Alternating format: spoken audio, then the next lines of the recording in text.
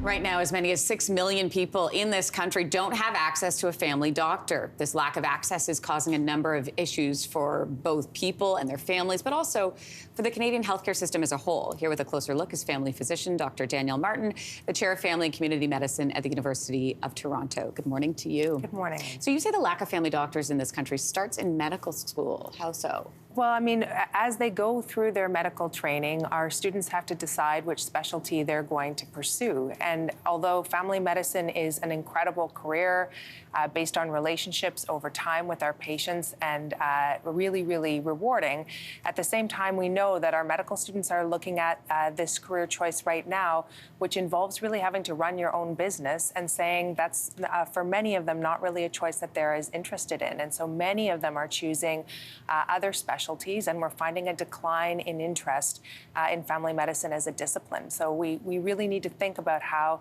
to support our students to select this amazing career so that we can serve the population of the country. What burdens do family doctors face when you compare that to doctors who work in a hospital setting, for example? Well, if you think about when you walk into a hospital, you know, the building is there, the lights are there, the carpet is there, the secretaries, the interprofessional team, the nurses, the pharmacists, the physiotherapists, the whole range of healthcare providers. All of that is part of the infrastructure that's provided that physicians use in their daily work. The computer system, the electronic health record, all of that is provided, and so physicians can walk in and do what we were trained to do, which is take care of patients.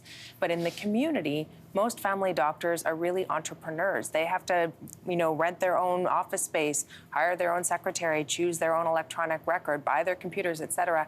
And for many of our younger generation, that's not an attractive career option. So how do we make it attractive? What could we do in that sort of those first couple years of medical school? Well, the most important thing actually is to fix the practice. We've got to fix the system, and that's what's going to attract our learners into this discipline. And so the most important thing that governments need to do is to begin funding for interprofessional teams in the community so that family doctors can be working in a team-based model with other physicians. They can get coverage, so they can take a vacation or go on maternity leave without having to worry that their patients will be left without care.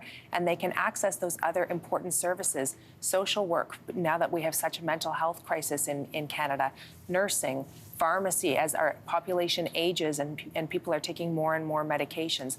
Those kinds of team-based models will allow doctors to do the work of being doctors and function in a more supportive environment. I think if we invest in that, then we will make it a more attractive career, because it really is such a beautiful choice for a person's professional life. And when you say we invest in that, who's the we? It's the government. I mean, ultimately, in a publicly funded healthcare system, just as we pay for those teams and infrastructure in hospitals, we need to do it in the community as well. And we know that if we invest in the kind of healthcare that people can get in the community, that prevents hospital admissions.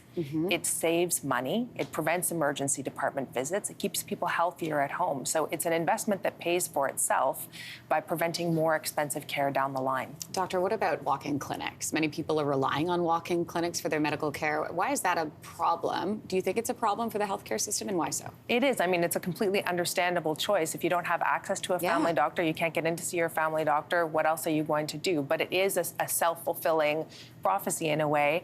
The more people seek their care in walk-in clinics, the more walk-in clinics there are, the more that attracts family doctors and other professionals to work in a walk-in clinic setting.